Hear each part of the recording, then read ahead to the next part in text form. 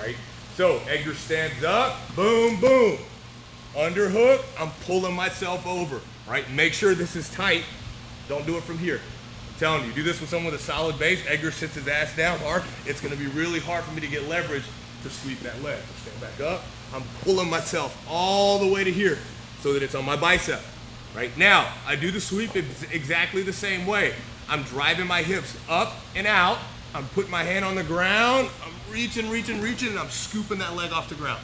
Now, once we hit here, right, and I'm getting up and I'm trying to drive in and go to mount, he starts pushing this hand. A lot of times what'll end up happening is they'll grab the collar and try and post you right here. All right, now they can do this in no-gi too, the exact same way. They'll start pushing on your chest, your head. There's a bunch of different things that can happen right there, all right? When you feel this, it's gonna be hard for you to get up to mount. Sometimes you can muscle your way up if I pummel in and get the sleeve and kind of pull myself through. But if he's got a solid pose, and especially if he's starting to get up to that hand right there, it's gonna be hard for me to get to it. So there's an armbar here, okay? It has to happen kind of quick. There's a little bit of finesse to it, but it's not too complicated, right? I'm gonna go over his arm. All right, so I'm still up on my hand right here, driving into him. I don't wanna get completely driven over, right? But I'll reach up, I'm grabbing right here. I'm just getting a pleat on the fabric, right? So I'm grabbing to the inside of his wrist, and then I'm collapsing my elbow over his arm. Once I have this, I'm lifting up through my hand, so my hips are gonna drive up, and my knee is gonna come basically right over his chin line. So I'm lifting my hips up, and my knee comes over.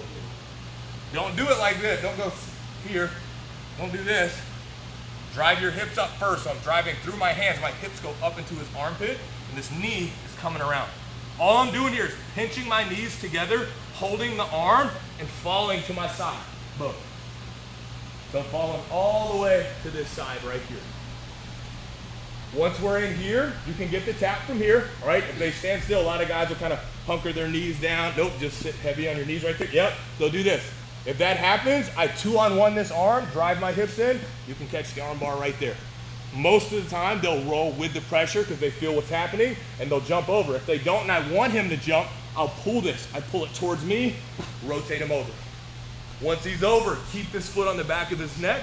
My other leg comes around. I hook, like I'm pulling my heels in, pinch my knees together, and then we're transitioning to a regular armbar right there.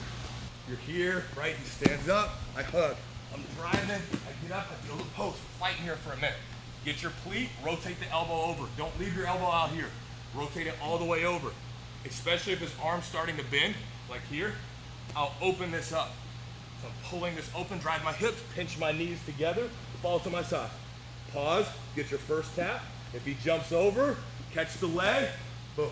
Keep your heel tight. If the foot lands here, keep it there. If it's still on this side of his body, keep it there. It doesn't matter.